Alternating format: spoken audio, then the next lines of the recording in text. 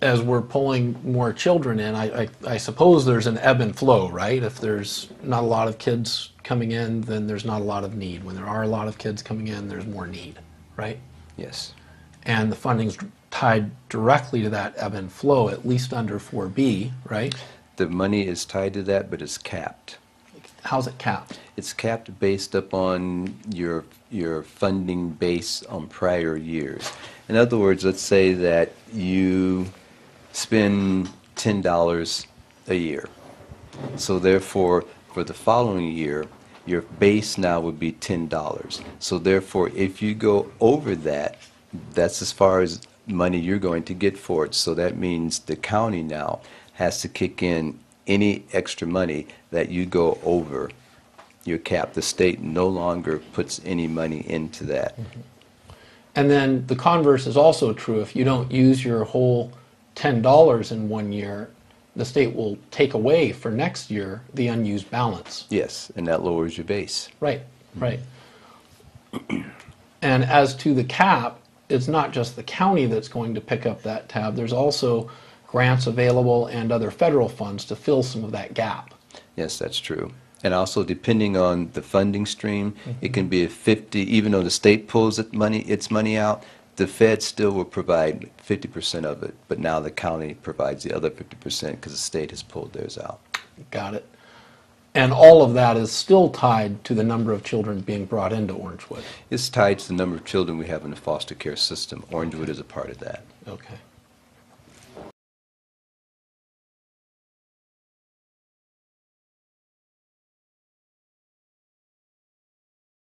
Texas sheriff calls out CPS after foster dad who took in 180 girls is accused of sex abuse. October 16, 2017, 12.6K views. A Texas sheriff is speaking out against the Child Protective Services after a foster dad who took in 180 young girls was arrested and charged with sexually assaulting at least 5 of them. Medina County Sheriff Randy Brown said placing the children in the foster home wasn't about their safety. It was about profit. I'm aggravated at the whole system, Brown said. I'm aggravated at the company that placed these girls. It was a money-making deal, the way they were running those girls through there like livestock. It wasn't about making a better world for them. They were making a profit off them. Deputies arrested 58-year-old Miguel Brasino, who had 2 foster homes between 2005 to 2013, on 5 counts of sexual assault of a child Thursday after several girls came forward. He would have up to 10, 11, 12 girls there at one time that were staying there, Sheriff Brown said. So it was a house full of girls. Those girls were taken from some environment, and then you have some jackass like him Brasino abusing these girls that already have troubles, Brown told the San Antonio Express this week. A 6th girl also came forward with allegations since the story broke, but he has not yet been charged yet in that case. This isn't the first time Brown and his investigators looked into Brasino's history. In 2013, a 15-year-old girl who lived with him came forward claiming Brasino asked her to have sex with him. Deputies interviews 8 girls between the ages 14 to 16 living in his home at the time, but none claimed abuse. Brasino faced a felony soliciting of a minor charge, but the Medina District Attorney's Office reduced the charge to a misdemeanor after the teen ran away shortly before his trial started. He received 6 months probation and no jail time after pleading guilty. Investigators have since interviewed several women who were teens under his care years ago. Sheriff Brown says it's personal. Those out there doing this thinking, I'm going to do this and no one is ever going to know, you're sadly mistaken, he said. Whenever we get a little whisper about something like that, we're going to turn every rock and go down every trail there is to prove or disprove it. The sheriff says other people could be charged at a later date depending on what additional evidence investigators are able to gather. I expect there will be more victims. Females will see this on the air and come forward. It's not often law enforcement officials criticize the child welfare system for putting profit over children's safety. Many argue the criticism is warranted due to federal funding incentives local child protection departments across the country receive. Under Title IVE, local child protection departments receive federal funding based on how many children social workers remove from the custody of their families the prior year, which former Orange County CPS Director Michael Riley explains to civil rights attorney Sean McMillan in a deposition for Fogarty Hardwick v. County of Orange in the video below. In that case, a jury awarded the plaintiff Deanna Fogarty $10.8 million after social workers lied to a judge, which resulted in Fogarty losing her children. Brasino is being held on a $500,000 bond at the Medina County Jail. Need a car? Don't forget to stop by carmarshal.com where you can scout through over 100,000 new and used car vehicles. Take a look around. Get you a new affordable car. carmarshal.com. Hey Charlotte County, this is Charlotte County COPWATCH, and I found that I had to make a change this ending on my videos, letting you know about the channel and fair use laws, you know, how we can report on other people's reporting and how it's good, how it's bad, etc. But you guys can look it up yourself. It is legal. It's in there.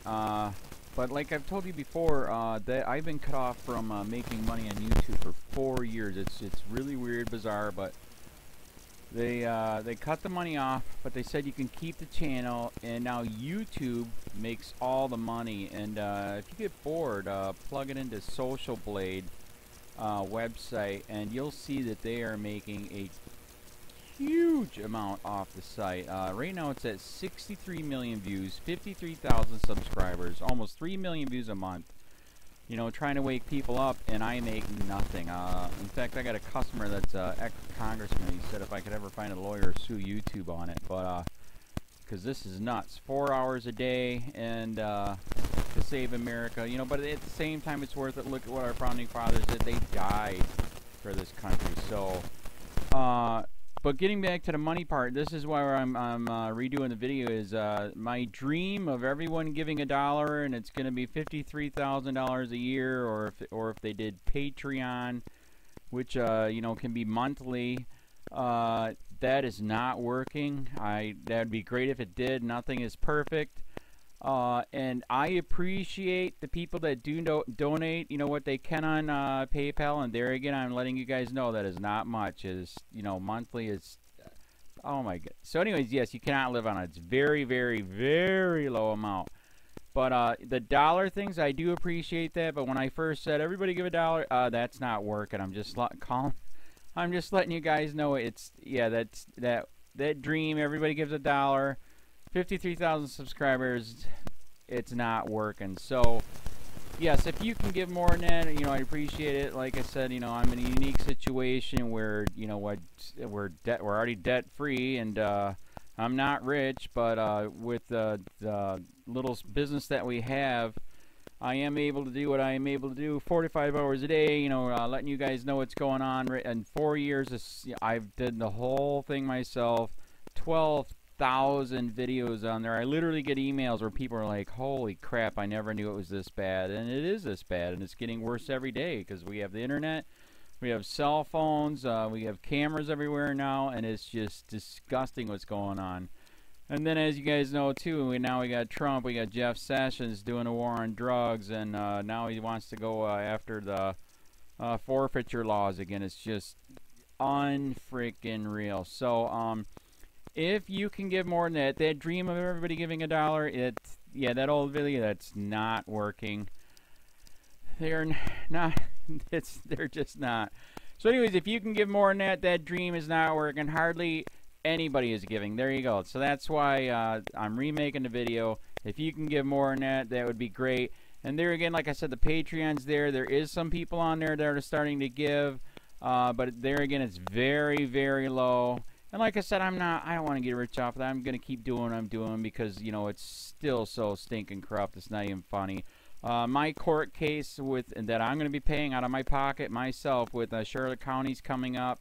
They illegally looked me up and then posted all my information on LEOAFFAIRS website, they basically doxed me, however you want to say that. I forget what the word is, and they outed me, man. And that information on that site went out to 500 sheriffs, deputies, people that work at the jail, etc., etc., etc. So, yeah, it is very, very scary, but we're going to do a federal case, 1983 case, violating freedom of speech. We have 17 cameras in the house now. We got 2 cameras in the car. I always carry a camera plus a cell phone. A lot of people are highly recommending I get a vest now. If I could, if the wife would let me, I would run for sheriff. We are trying to push the thing nationwide right now. Where just to mix it up and to get the topics out there is register to run for sheriff, NPA, no party affiliation, as a write-in, and that is completely free, and you can participate in the elections. And there's a lot of stuff. We got a guy, James McLinnis in Pinellas County, Tampa, who almost won. He experienced the corruption himself. The story is unbelievable. Look him up. It's mind-blowing what they did. It pissed him off. He is very, very smart. He has way more money than I did. He ran for sheriff at the last 3 months last year in 2016 and almost won. He got all of the black vote. And the reason why he did that is because he ran on, I will not bust, we're in Florida, I will not bust anybody for weed anymore unless it's an ungodly huge amount, like pounds. And then he also ran on no more victimless crimes, no more of this freaking road pirate bull crap. And then he was going to cut the budget by 30%. And when you think about that, you can. If you stop the road pirates, you can get rid of a bunch of people. Gone. So, the wife has been saying, yes, I can, yes, I can't. So I don't know. We're trying to find somebody that can do it because I am busy doing this anyways. But, so I'm making a video, like I said, that $1 a month from everybody, you know, for 53,000 subscribers, that is not working. I'm just letting you guys know. Absolutely give way more than $1 a month. If you can, I appreciate anything. By the way, remember too, when you give that, PayPal takes like freaking 15 to 20%, so it's even worse than that. But, and there again, like I'm letting you guys know, it's way, what I get is very, very low. Appreciate it, but it is very, very low. Can't live on it. I'm just, you know, I'm working, and that's what I'm working on. And that court case is going to cost a buttload of money. That's federal court. Just the filing fees and the depositions that we're going to be doing with this corrupt cop. So there's another reason to give. We are going to be doing a deposition with this very corrupt. He was in a drug squad. He is a bad guy. He's on steroids. We heard steroids are rampant here. That's why their attitude is so bad. And we are going to get him on video, and it will be on YouTube. So that case alone is $5,000 just to bring it to court, and that's my money out of my pocket. So there's another reason to give, and give way more than $1 if you can. So keep that in mind. This is the new video, and I see, God, I talk a lot. It's already 7 minutes, but had to make it just to let you know that $1 a month from everybody is not working. They're not doing it. So if you can give more than that, please. So thanks. Keep it up. Share, like, subscribe, tell your friends, send me your videos on corruption, and I'll post it.